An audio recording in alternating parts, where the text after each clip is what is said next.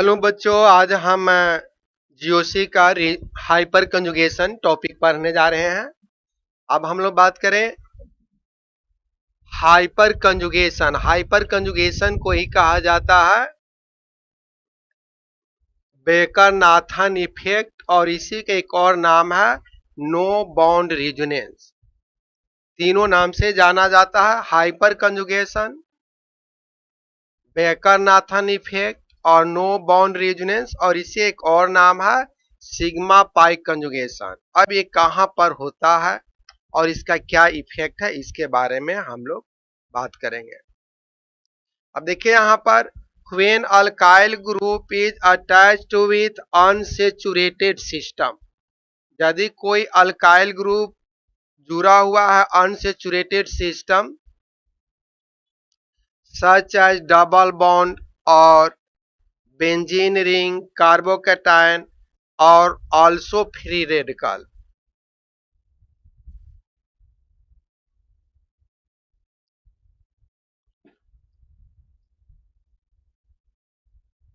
and also free radical.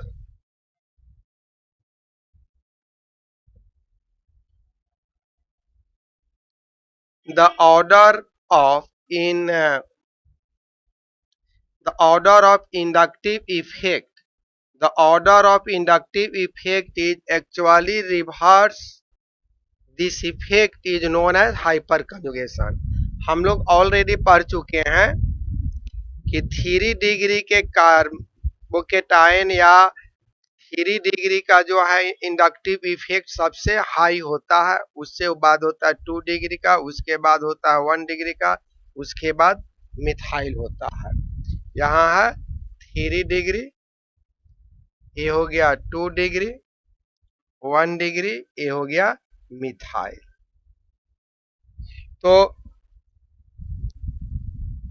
Inductive effect 3 degree में सबसे ज्यादा होता है, उससे कम 2 डिग्री में, उससे कम 1 डिग्री में, उसके बाद मिथाइल। लेकिन हाइपर कंजुगेशन उसका अपोजिट होता है, सबसे ज्यादा होगा डबल बॉन्ड से जो अल्काइल ग्रुप जुड़ा हुआ है वो 3 डिग्री का है, तो इसमें हाइपर कंजुगेशन होगा ही नहीं। 2 डिग्री में उससे थोड़ा ज्यादा होगा, 1 डिग्री में उससे ज्यादा होगा, मिथाइल वाले में सबसे ज्यादा होता है। हाइपर कंजुगेशन में क्या होता है हम लोग बात करें, यहां पर ध्यान दें, यहाँ कार्बन कार्बन के बीच में डबल है, ये अनसैचुरेटेड कार्बन एटम है, इसमें हाइब्रिडाइजेशन होता है sp2। अब यहाँ पर इसका p ऑर्बिटल के साथ ए पाई बॉन्ड, ये है आपका सिग्मा बॉन्ड, सिग्मा बॉन्ड जो है पाई बॉन्ड में कन्वर्ट कर जा रहा है यहाँ पर, और ये प्रोटॉन जो है इसके साथ अटैच्ड रहता है। इसी तरह से बारी बारी से अल्फा कार्बन के जो हाइड्रोजन है वह बारी बारी से उसे रिमूव हो कर के चेंज करते जाता है सिग्मा बॉन्ड में, और इस तरह से एक बार इस कार्बन हाइड्रोजन के बॉन्ड जो है पाई बॉन्ड में चेंज किया, अगले स्टेप में जब ये इस पर आ जाएगा तो H प्लस हो गया, ये इलेक्ट्रॉन इस पर शिफ्ट कर जाएगा तो यहाँ पर हो गया माइनस।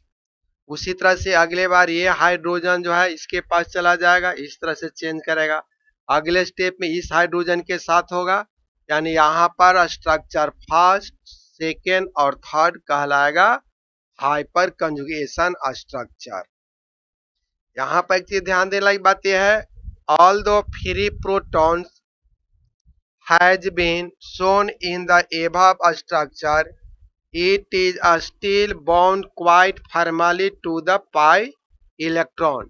ये जो H प्लस यहाँ पर है ये इसके साथ अट्रैक्ट रहता है, ये इसके साथ स्ट्रांगली जो है अटैच रहता है। अब यहाँ पर ध्यान दें, ये कार्बोकेटायन है, कार्बोकेटायन में हाइब्रिडाइजेशन यहाँ पर हाइब्रिडाइजेशन है sp2, इसमें p ऑर्बिटल जो है वैकेंट है, इसका पाई बॉन्ड ये है सिग्मा बॉन्ड पाई बॉन्ड में चेंज कर जाते हैं। ये कार्बन का ऑर्बिटल इसके साथ ओवरलैप करके ये पाई बॉन्ड बनाता है। ये पाई बॉन्ड चेंज बन गया और यहाँ पर सिग्मा बॉन्ड पाई बॉन्ड में चेंज कर रहा है। सिग्मा बॉन्ड पाई बॉन्ड में चेंज कर रहा है और ये बारी बारी से जितना अल्फा हाइड्रोजन है ये आपका अल्फा कार्बन पर हाइड्रोजन है। ये अल्फा हाइड्रोजन के साथ नो बॉन्ड रिजोनेंस बनाता है। यहाँ पर ये दोनों के बीच में कोई बॉन्ड नहीं है, इस तरह से कहा जाता है नो बॉन्ड रिजोनेंस या sigma pi conjugation. Sigma pi conjugation इस तरह से अगले बार इस हाइड्रोजन के साथ हुआ, फिर अगले बार इस हाइड्रोजन के साथ होगा, इस तरह से हाइपर कंजुगेशन होता है।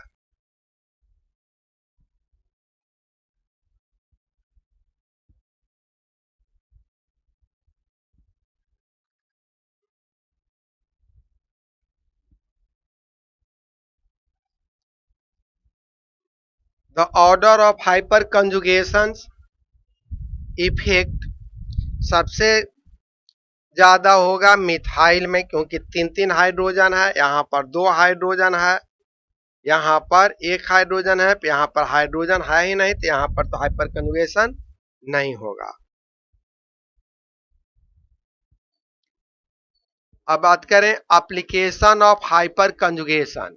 हाइपर कंजुगेशन से ये क्लियर होता है कि कौन सा अल्कीन ज्यादा स्टेबल है। यहाँ पर यदि हम बात करें अल्कीन, ये अल्कीन यहाँ पर ये अल्फा कार्बन है, ये भी आपका अल्फा कार्बन है।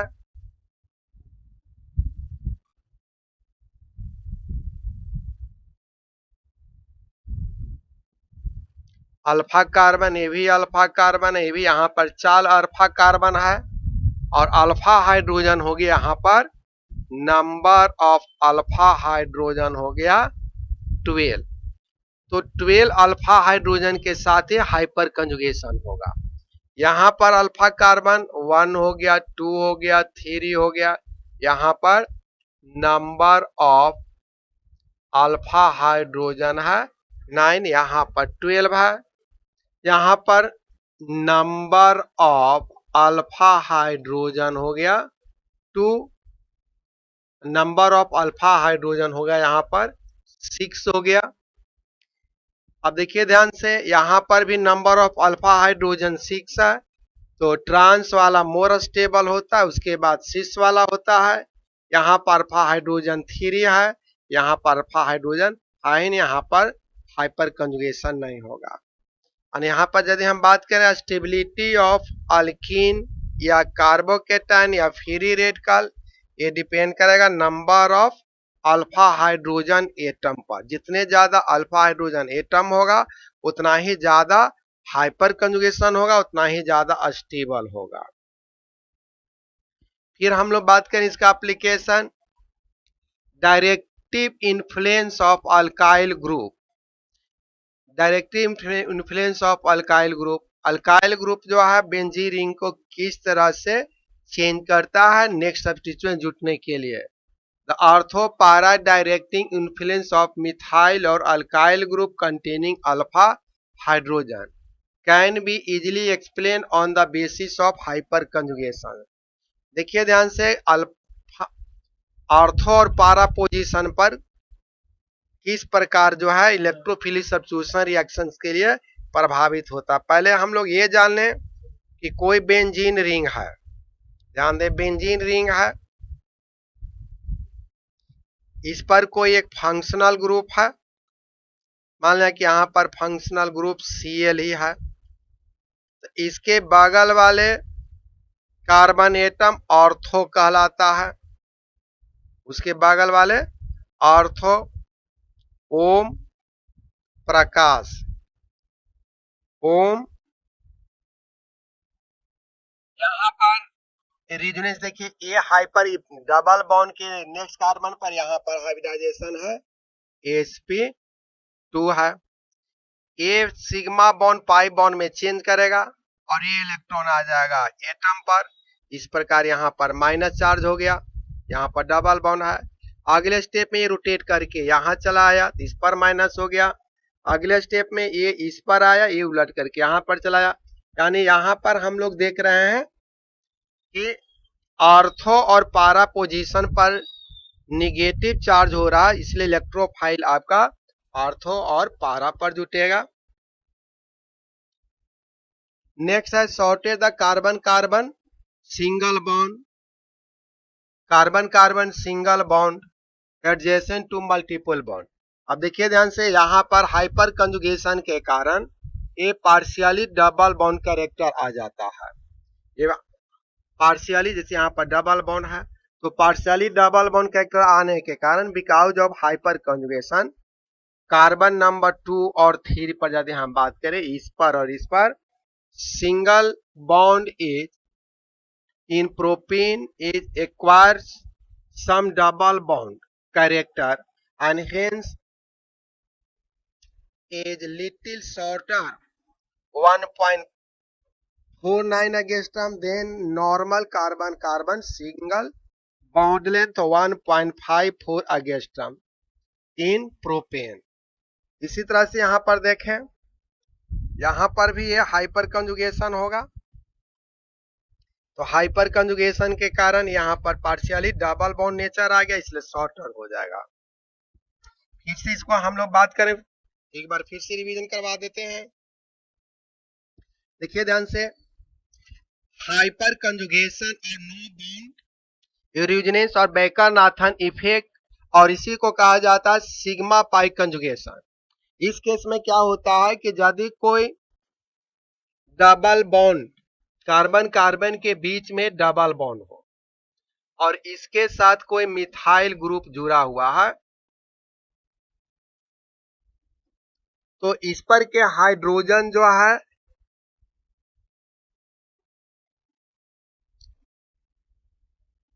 ये आपका अनसैचुरेटेड सिस्टम से मिथाइल ग्रुप जुड़ा हुआ है तो यहाँ पर जो बॉन्ड है ये पाई बॉन्ड में चेंज करता है और इस प्रकार इसके डबल बॉन्ड का अल्कीन का स्टेबिलिटी को इंक्रीज कर देता है। When alkyl group is attached with unsaturated system such as double bond, benzene ring, carbocation and also free radical, the order of inductive effect is actually reverse. Inductive effect जो है opposite हो जाता है। This effect is called hyperconjugation effect। यानी order जो है inductive effect का उल्टा होता है हाइपर कंजुगेशन। हाइपर कंजुगेशन वहीं पर होगा जो अनसैचुरेटेड कार्बन के एडजेसेंट कार्बन पर हाइड्रोजन हो। जैसे हम लोग इस केस में बात करें, यहां पर डबल बॉन्ड के बगल में 3 अल्फा कार्बन पर हाइड्रोजन है, यहां पर सबसे ज्यादा हाइपर कंजुगेशन होगा। उसके बाद यहाँ पर 2 है, इसमें कम होगा इसके रिस्पेक्ट में, इसमें 1 है, इसमें तो आपका हाइपर कंजुगेशन नहीं होगा। इंडक्टिव इफेक्ट सबसे ज्यादा इसमें होगा लेकिन हाइपर कंजुगेशन सबसे कम इसमें होता है। हाइपर कंजुगेशन के लिए कंडीशंस है कि अल्फा हाइड्रोजन होना चाहिए, यानी कार्बोकेटायन या फ्री रेडिकल या कार्बन कार्बन मल्टीपल बॉन्ड के एडजेसेंट एटम पर हाइड्रोजन हो। जैसे यहां पर देखें, यहां पर अनसैचुरेटेड कार्बन एटम है, यहां पर जो कार्बन हाइड्रोजन के बीच में जो सिग्मा बॉन्ड है ये पाई बॉन्ड में चेंज कर जाता है, इसीलिए इसको कहा जाता है सिग्मा पाई कंजुगेशन। अब ये इस हाइड्रोजन के साथ हुआ, अगले बार जो है नेक्स्ट हाइड्रोजन इसके साथ हो रहा है, अगले बार जो है इस हाइड्रोजन के साथ हो रहा है, यानी तीनों हाइड्रोजन के साथ ये हाइपर कंजुगेशन स्टेबलाइज होता है, आपस में इंटरचेंज करते रहता है, रिवर्सिबल प्रोसेस चलते रहता है। यानी structure first, structure second, structure third, ये तीनों जो है हाइपर कंजुगेशन स्ट्रक्चर कहलाएगा। यहाँ पर एक बात ध्यान देने की, यहाँ पर हाइड्रोजन फ्री नहीं रहता है, वह पाई बॉन्ड के साथ अटैच रहता है। ये पाई इलेक्ट्रॉन्स क्लाउड्स है, H प्लस है, इसके साथ जो है इलेक्ट्रोस्टैटिक फोर्स द्वारा बंधा हुआ रहता है। अब यहाँ पर फ्री कार्बोकेटायन है, ये वैकेंट ऑर्बिटल है, ये आपका हाइब्रिडाइजेशन यहाँ पर sp3 है, ये बॉन्ड जो है पाई बॉन्ड में कन्वर्ट कर जाता है H प्लस, इस तरह से है। तो एक बार इस हाइड्रोजन के साथ हुआ, अगले बार इस हाइड्रोजन के साथ होगा, अगले बार इस हाइड्रोजन के, यानी ये आपस में first structure, second, third, fourth structure आपस में इंटर चेंज करते रहता है और कार्बोकेटायन का स्टेबिलिटी को बढ़ा देता है। यानी ऑर्डर ऑफ हाइपर कंजुगेशन सबसे ज्यादा हो जाएगा मिथाइल में, उससे कम रहेगा इथाइल में, उससे कम होगा आइसोप्रोपाइल में, उससे कम होगा ब्यूटाइल में। ब्यूटाइल में नो हाइपर कंजुगेशन होगा, जबकि इंडक्टिव इफेक्ट इसमें ज्यादा होता है। अब इसका यदि एप्लीकेशन बात करें तो ये बताता है अल्कीन के स्टेबिलिटी के बारे में। जितने ज्यादा डबल बॉन्डेड कार्बन से जितने ज्यादा ब्रांच होगा, जितने ज्यादा अल्फा हाइड्रोजन होगा, उतने ज्यादा स्टेबल होगा। यहाँ पर 4 कार्बन एटम अल्फा कार्बन है, उससे हाइड्रोजन टोटल 12 है, नंबर ऑफ अल्फा हाइड्रोजन 12 है, यानी 12 और एक 13 हाइपर कंजुगेशन इसमें होगा। इसमें आपका 9 है तो 10 हाइपर कंजुगेशन होगा, इसमें आपका 6 है तो 7 हाइपर कंजुगेशन होगा, इसमें भी। और सीस और ट्रांस में यदि बात करें तो ट्रांस वाला मोर स्टेबल होता है सीस के रिस्पेक्ट में, उसके बाद ये हो गया, उससे कम ये हो गया। तो स्टेबिलिटी ऑफ अल्कीन कार्बोकेटायन और फ्री रेडिकल के बारे में बताता है। जितने ज्यादा number of alpha hydrogen atom रहेगा उतने ज्यादा हाइपर कंजुगेशन होगा, उतने ज्यादा स्टेबल होगा। अब है बेंजीन रिंग में यदि कोई मिथाइल जुड़ा हुआ है बेंजीन रिंग में, तो ये आपका ऑर्थो पारा डायरेक्टिंग होता है, ऑर्थो पारा डायरेक्टिंग होता है। ध्यान दें, direct influence of alkyl group, ortho पारा डायरेक्टिंग इन्फ्लुएंस ऑफ मिथाइल और ethyl group containing alpha hydrogen can be explain on the basis of hyper conjugation. ये पाई बॉन्ड के एडजेसेंट कार्बन पर अल्फा हाइड्रोजन है, तो ये अल्फा हाइड्रोजन जो है पाई बॉन्ड में चेंज कर जा रहा है।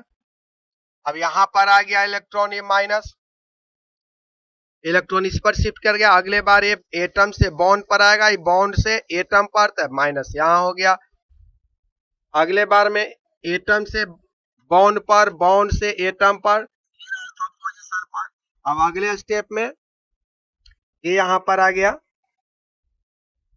इस पर डबल बॉन्ड, ये इस पर इलेक्ट्रॉन चला जाएगा, इस तरह से ये चेंज कर गया।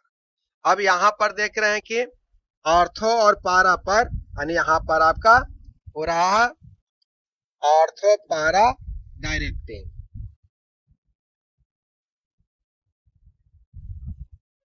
ऑर्थो पारा पर माइनस है तो इलेक्ट्रोफाइल ऑर्थो पारा पर का आइसोमर 2 बनेगा। पारा वाला मेजर होता है, ये आपका पारा है और ये आपका ऑर्थो है। जनरली पारा वाला मेजर होता है।